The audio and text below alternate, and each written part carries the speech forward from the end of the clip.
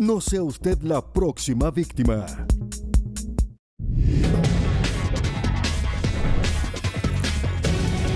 Bienvenidos a la nueva edición de Agenda Económica acá en CNN Chile. Como lo hemos visto, muy pronto subirá la tasa de interés.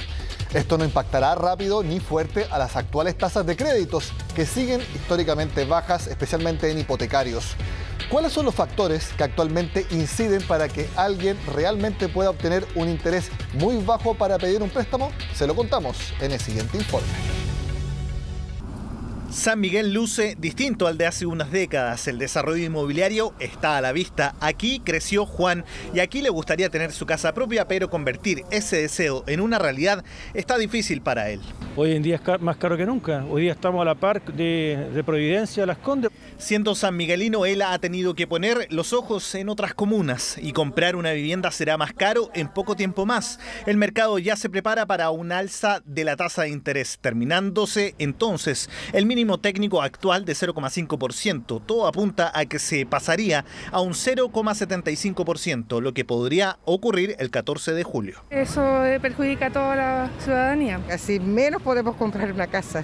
Subirán las tasas, por lo que el llamado de los expertos es solo uno. Si uno ya está en el proceso de sacar un crédito hipotecario, siempre es mejor apurarse. La invitación será a las personas más bien apurarse. Yo creo que las tasas en estos próximos meses no veo que vayan necesariamente a bajarlas. Apurarse al menos de aquí a fin de año. Aún así, según estos expertos, seguirán siendo tasas más convenientes que las que se tuvieron en años anteriores. Pero todos pueden acceder. ¿Quiénes realmente son las personas a las que los bancos les dan las tasas más bajas? Una persona que ya está en el ámbito laboral, trabajando con renta y ojalá tiene que tener más de un año trabajando, entre 25 hasta los 40 años. Uno ya puede todavía tener acceso a crédito fácilmente a 30 años, siempre y cuando no tenga deudas. Atención entonces con aquellos interesados de ese rango etario, porque podrían ser ellos quienes logren un crédito hipotecario con las más mínimas tasas. Eso si se apuran. Básicamente con mi perfil, si yo tengo ahorro, qué edad tengo, qué tipo de profesión estudié,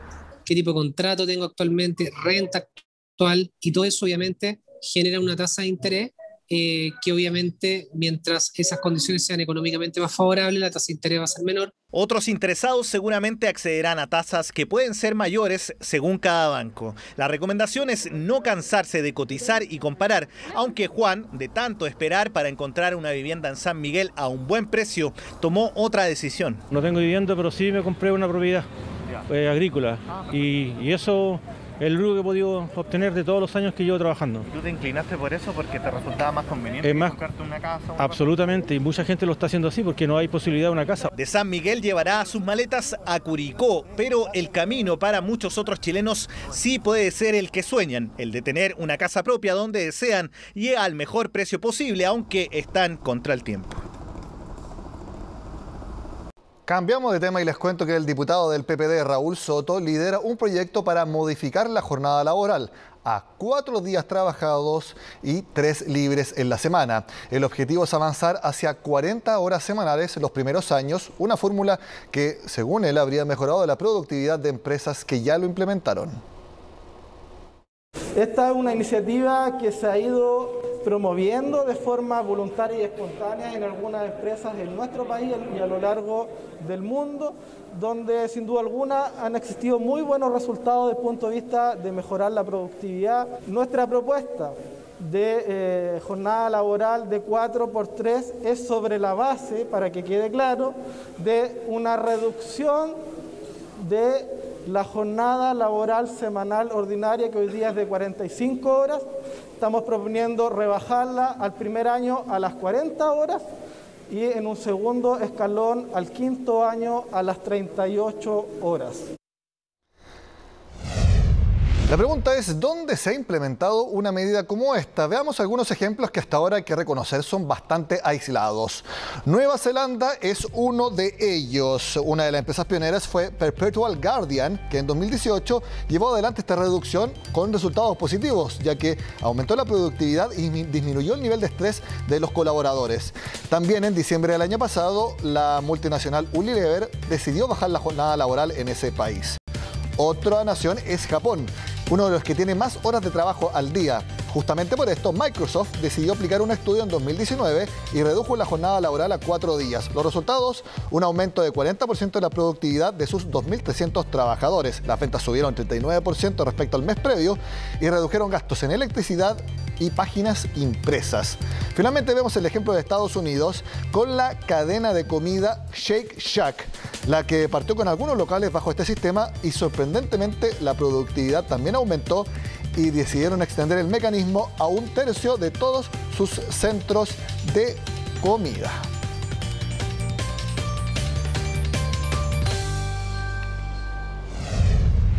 Seguimos en el mercado laboral porque en medio de las todavía complicadas cifras de desempleo en el país, el sector agrícola está ofreciendo 4.000 puestos de trabajo, según datos aportados por una consultora. Son distintas labores con sueldos que oscilan entre 400.000 y hasta 1,5 millones de pesos, dependiendo del rubro exacto. La crisis por la pandemia elevó las cifras de desocupación a 2 dígitos, alcanzando 10,2% el último trimestre móvil febrero-abril, según cifras del INE. Sin embargo, y aunque cueste creerlo, en el sector agrícola faltan trabajadores. Es complicado porque tenemos muy poca gente trabajando efectos de la pandemia y eso nos tiene a todos consignado el tema de lo que está pasando. Notoriamente hoy día la gente no está saliendo a trabajar porque la gente hoy por el miedo y por otro lado también tiene los beneficios de los bonos, más del 10%, entonces la gente entre contagiarse. La visión que tienen en terreno quienes trabajan los campos se confirma en consultoras especializadas. Una de ellas registra en la actualidad cerca de 4.000 ofertas de trabajo para este sector. Los sueldos ofrecidos parten en 450.000 pesos. Para operarios de bodega y ayudante de despacho, 450 a 480.000. Maquinistas pueden obtener entre 550 a 650.000 y TENS o enfermeros pueden ganar desde 700.000 a 1.500.000. Estos se pueden encontrar en adeco.cl. Completar el formulario que está ahí dentro y automáticamente van a quedar registrados en nuestra base de datos para el contacto inmediato de uno de nuestros consultores y ejecutivos. En estos momentos es bueno, todo lo que sea empleo es bueno en estos momentos, que hay gente que no tiene nada. Me parece bien. Es muy bien recibido por parte de las personas que están dando empleo a la gente que necesita. Según expertos, los trabajos agrícolas y cercanos reiteran que la baja evidente de la mano de obra se debe principalmente por el temor a los contagios, pero destacan otros 2 factores. La urgencia de trabajar se ha visto reducida por la amplia red de apoyos del Estado a los hogares. Un factor adicional que se me olvidó señalar, producto de la cierre de las fronteras también, migración que antes ocurría estacionalmente, no está ocurriendo. La necesidad de trabajadores versus la poca mano de obra ha llevado a que el nivel de sueldo vaya al alza. La ley de oferta y demanda, el análisis económico del mercado del trabajo dice que la disponibilidad a pagar un salario aumenta cuando hay escasez. Ya lo sabe, hay 4.000 puestos de trabajo esperando para ser ocupados en uno de los sectores pilares de nuestra economía. Una transferencia estatal ya aprobada y que está pronta a entregarse es el bono de 1 millón de pesos para las pymes, incluyendo a quienes trabajan en ferias libres, ya que se les busca una solución. En la siguiente nota les contamos cómo recibir este beneficio. Ramón Lecaros es uno de los pocos feriantes con iniciación de actividades para su puesto de pescadería en una feria de San Miguel. Gracias a eso, entra en la categoría de microempresario y podrá acceder al bono de alivio a las pymes. Pero dicen que algunos no. Todos deberíamos merecer lo que están ofreciendo, porque hemos sufrido todo. Y es que la interpretación de la ley está dejando fuera a una gran parte de feriantes que cuentan con su permiso municipal, pero no con un registro tributario. El problema, la redacción de la ley. Tal como quedó, el texto establece en el artículo 1 que podrán acceder a este bono quienes hayan informado iniciación de actividades en impuestos internos antes de marzo de 2020. Más abajo, en el artículo 11, aclara que los feriantes solo deberán contar con su permiso municipal, no debiendo cumplir con los requisitos como venta o trabajadores contratados. Pero...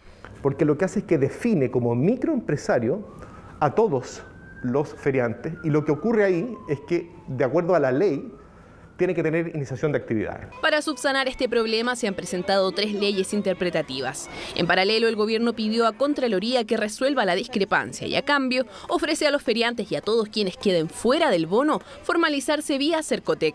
Pero dejando de lado toda esta polémica, ¿quiénes y cómo pueden acceder al bono de 1 millón de pesos?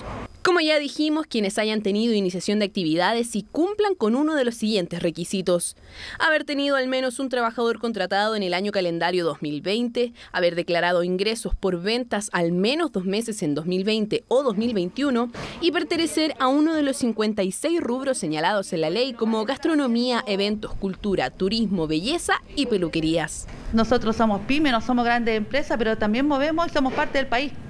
Entonces también para nosotros es importante que nos consideren. Para el bono del 1 millón de pesos, la solicitud se podrá hacer desde el 2 de julio hasta el 1 de agosto en el sitio web de Impuestos Internos. Pero además, hay otros beneficios que podrán ser complementados. Desde el 16 de agosto, si su empresa recibió el bono, podrá postular también a la devolución de 3 meses de IVA 2019 con un tope de 2 millones de pesos. Asimismo, un anticipo solidario para el pago de cotizaciones y hay beneficios para las mujeres. Si es que la empresa, el titular de la empresa es una mujer, entonces tanto el bono del 1 millón de pesos como la devolución de IVA con un tope de 2 millones de pesos aumenta en un 20%. Recapitulando entonces, el bono de 1 millón solo debe solicitarlo si cumple con los requisitos y a los complementos debe postular. ¿Cuándo le llegará el dinero? 20 días después de hecha la solicitud.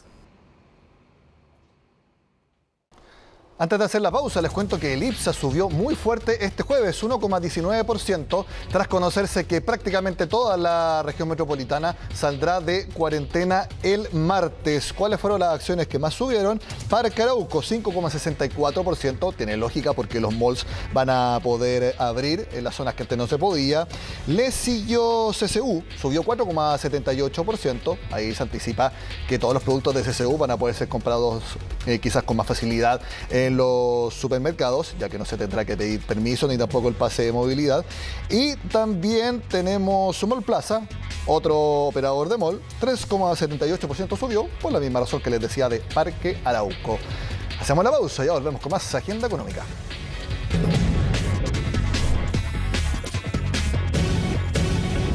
La Cámara de Diputados aprobó el proyecto que busca cerrar todas las termoeléctricas en nuestro país para 2025, 4 años más. El plazo propuesto por el gobierno es 2040. Según parlamentarios y ambientalistas, las llamadas zonas de sacrificio no pueden esperar tanto. Son las protagonistas del debate ambiental, responsables del 38% de nuestro preciado suministro eléctrico, pero emiten gases de efecto invernadero, partículas de plomo, mercurio, ácido sulfúrico, entre otras, todos perjudiciales para la salud. Llegué aquí y aquí en el embarazo, bronquitis obstructiva. Puedes incluso medirlo así, los vecinos. Hay quien le ha dado un accidente cerebrovascular, quien tiene cáncer. Huasco, una de las llamadas zonas de sacrificio por la presencia de este tipo de plantas. No son los únicos, la gran parte de las termoeléctricas a nivel nacional se concentran en comunas como Tocopilla, Puchuncaví y Coronel. Ahora la oposición propone el cierre de todas a 2025. El gobierno, especialmente el ministro Llobet, se ha empeñado a torpedear este proyecto. Esto es un paso para, de aquí al 2025, terminar con las energías sucias y avanzar hacia una matriz energética mucho más verde. El gobierno está proponiendo de aquí al 2040. Eso es muy tarde. Claro, porque el plan de gobierno propone la carbono neutralidad a 2050, pero el fin de las termoeléctricas se completaría en 2040. Con modificaciones en el cronograma original, a fin de año quedarían 20 termoeléctricas en funcionamiento, de las 28 iniciales. Aseguran que antes es irresponsable. Entregarle seguridad a todos los actores de que no se van a quedar sin luz. El cierre de la central se ha hecho también de forma responsable, asegurando que haya líneas de conexión que permita traer las energías. La iniciativa fue aprobada por la Cámara de Diputados con 93 votos a favor, 5 en contra y 47 abstenciones. Desde la industria dicen que hay falta de antecedentes. No hay ningún análisis respecto a los impactos tanto en el sistema eléctrico, tanto en los costos económicos, ni los impactos ambientales. Argumentan que al 2030 el 60% de la reducción de las emisiones lo aportará el sector eléctrico, pero las organizaciones ambientalistas piden actuar más rápido. Son consignas del terror. Nos vamos a quedar sin luz, no va a haber manera de pagar las cuentas de la luz o derechamente sacar el mercado. Si apuntamos a una fecha como el 2030, eso significaría una mayor inversión, mayor generación de empleo, menores costos energéticos. Es lo que tenemos que hacer. La discusión de todas formas ahora pasa al Senado. Será allí donde se decida qué hacer con los más de 5.000 megawatts de energía que actualmente aportan las termoeléctricas.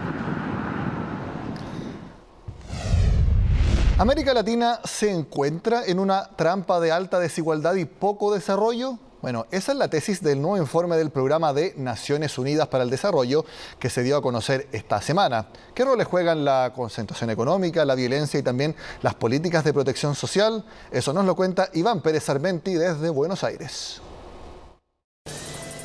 Estamos en un continente, Latinoamérica, que está asignado por el triste dato de ser el continente más desigual del mundo. Pasa el tiempo y pasan los años de relativa bonanza y de vacas flacas, pero América Latina y el Caribe sigue atrapada entre la alta desigualdad y el bajo crecimiento. Esa es la tesis del Informe de Desarrollo Humano 2021, que publicó este martes el Programa de las Naciones Unidas para el Desarrollo, PNUD por sus siglas. Nosotros insistimos mucho en esta idea que parece muy simple, pero es profunda, de que Latinoamérica se convirtió en una región de renta media, pero no ha podido convertirse en una región de clase media. El informe aborda la interacción de varios factores que contribuyen a la desigualdad y el bajo crecimiento: la concentración de poder económico y político, la violencia y la ineficacia de los sistemas de protección social. La desigualdad de ingresos se redujo a principios de los 2000, pero se estancó a partir de 2010, según señala el trabajo. Estas fluctuaciones son una de las características de la región. La región de Latinoamérica y Caribe tenemos en promedio un número de años con crecimiento negativo más alto que otras regiones. Entonces, sí crecemos con por ejemplo, hay un boom de commodities, pero después tenemos contracciones. La concentración económica por parte de un pequeño número de grandes empresas es otra constante. La tasa de rentabilidad en ciertos mercados, que es en Latinoamérica mucho más alta con respecto a otras regiones. ¿Qué pasa? Que Latinoamérica tradicionalmente ha tenido mercados muy concentrados. ¿Qué es esto? Falta de competencia económica, ¿sí? Entonces, la falta de competencia económica genera márgenes de utilidad muy altas, genera concentración. A pesar de que América Latina y el Caribe no es una zona de guerra, distintos reportes la sitúan como la región más violenta del mundo. De acuerdo con el informe, más de un tercio de las muertes violentas globales ocurre en esta región, que alberga solamente al 9% de la población mundial. Esta situación, sostienen, no solo afecta a los habitantes. Afecta las decisiones de inversión, por supuesto. ¿Por qué? Porque las personas no van a invertir en lugares en donde hay un grupo ilegal que les está cobrando un impuesto ilegal. Entonces esto vuelve a afectar al crecimiento económico, pero obviamente de manera desigual. ¿Por qué? Porque aquellos que se pueden proteger, que tienen mecanismos de proteger para protegerse de esas amenazas, pueden seguir su vida económica normal o sus inversiones o su educación, y aquellos que no lo pueden hacer son los más afectados. El último punto tiene que ver con las políticas para contener la pobreza y la desigualdad. En la región, el acceso a la protección social depende tanto del estatus laboral de las personas como de su nivel de ingresos.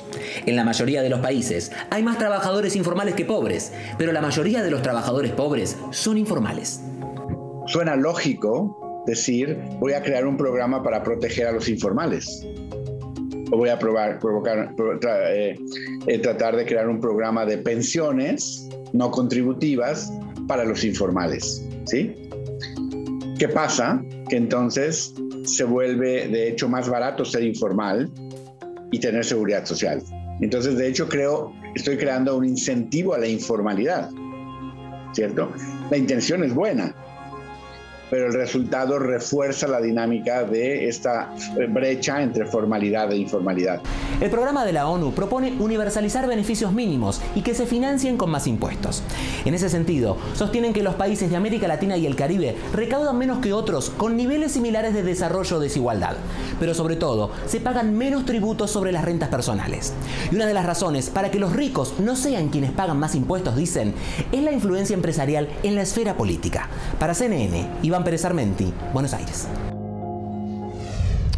Todos quienes usamos computadores reconocemos McAfee por el antivirus. Bueno, ese nombre es parte de la actualidad de manera trágica, ya que el fundador de la compañía, John McAfee, fue encontrado muerto en una cárcel de Barcelona luego que se aprobara la opción de ser extraditado a Estados Unidos, donde se le acusa de evasión fiscal. Todo apunta a que habría sido un suicidio.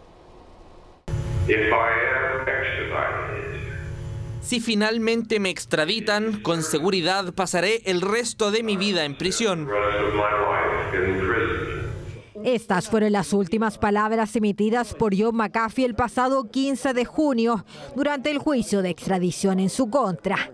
El magnate y creador del famoso antivirus fue arrestado en España en octubre del año pasado, después de haber sido acusado en Estados Unidos por una millonaria evasión de impuestos. Está exagerando conscientemente una pretendida militancia política para encubrir lo que presuntamente dicen los Estados Unidos que es un rebelde fiscal. No es otra cosa, una persona que no quiere pagar impuestos. Y su mayor temor se concretó este miércoles, luego de que la Audiencia Nacional de España dictaminara que podría ser extraditado a Estados Unidos. Horas más tarde, el hombre de 75 años fue encontrado muerto al interior de su celda. La defensa de John McAfee siempre alegó que era un juicio político. Realmente esperamos que vayan a tener en consideración todas nuestras acusaciones, porque este es un juicio político. Esa es la idea real, esa es la situación real y esperamos obtener justicia de la Corte Española. Según los alegatos de Estados Unidos, John McAfee no presentó impuestos durante 4 años a pesar de obtener ingresos millonarios entre 2014 y 2018 por la promoción de criptomonedas, trabajos en consultorías, charlas y venta de derechos de su historia de vida para un documental.